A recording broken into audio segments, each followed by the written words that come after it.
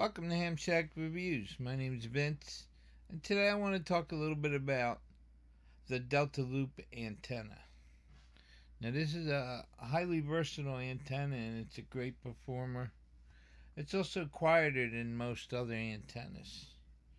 Now, it can be put either horizontally, which is used most commonly for like 80 or 160 meters because of its size, or it can be placed vertically, which can be used for smaller sizes like 40 meter to 6 meter. Now it can be fed either by ladder line or by a balun with coax. I know the antenna runs usually between 100 and 130 ohms, depending on the band, if it's a single band. And you can feed it with a 2.1 or a 2.5 to 1. I like the 2.5 to 1 personally. Now if you want to try to use it for a multi-band antenna, it'll work great with the ladder line, and it's also highly usable with the 4-to-1 balun. That's what a lot of people do. Now when it's placed in a vertical position, it can be either horizontally or vertically polarized, depending on where you feed it at. Let's hop over to the computer and I'll show you that.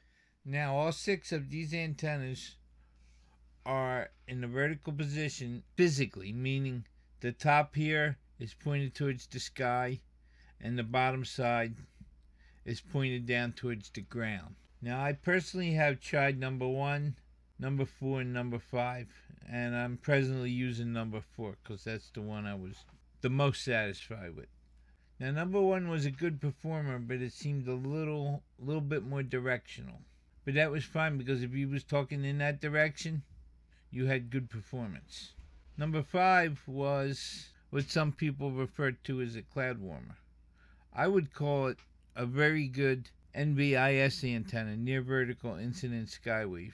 I got really good performance from about 80 to about 400, 450 miles. So where you live and your soil type and the height above ground and a couple other factors may give you different results. Now number 4 I have presently up, and at my location the balun here is only about 5 foot off the ground, which puts this up probably 35-40 feet. So it's got good height along the top. Now to calculate the wire length, the formula is going to be the same as the sky loop divided by your frequency.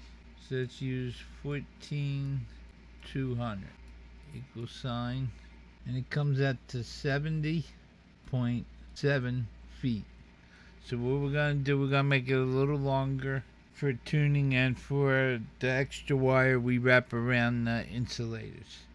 So let's call it 72 feet divided by 3 equals 24 feet.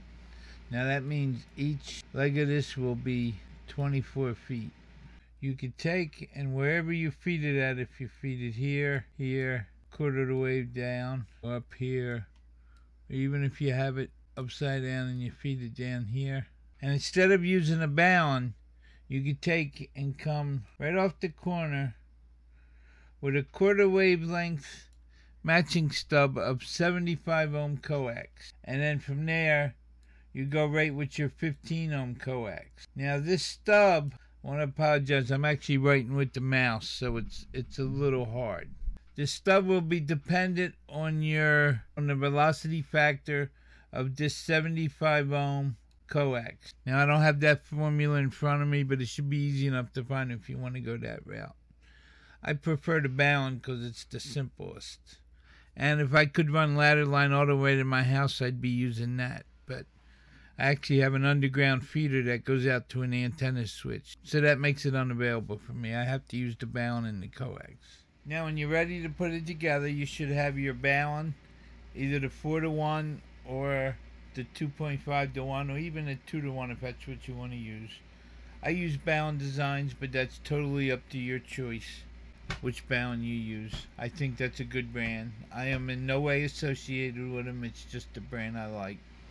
You're going to need yourself 75 feet of antenna wire, and if you're going to feed it with ladder line, you're going to need yourself a good hunk of ladder line. And get yourself 2 to 3 of these little wire insulators. Now if you're only going to be running 100 watts, you should be okay with the the plastic or the fiberglass. But if you're going to be running some power, I would make sure you get the porcelain ones. Now you would only need the two corners, and the third one would be at the balun, but I prefer to put a third one there at the balun and drop the tails down to the balun. This takes the stress of the wires pulling off the stubs on the balun. Now let me make one note. The quarter wave stub will make it a monoband antenna, and so will the 2.5 balun. If you use the 4-to-1 balun, you may get a couple other bands out of it. So you make sure you have your quarter wave stub wire if you're going to go that route. Then you put it together. Now the three legs in an ideal situation would be exactly the same length, but if you're a couple feet longer on one leg than the other two, I don't think it'll hurt. Just don't make it lopsided, completely lopsided, like one side being 40 feet and the other two sides being 12 and 12 feet. That's not going to work very well. Hope you found this helpful. Please remember to like, subscribe, ring that bell. 73s.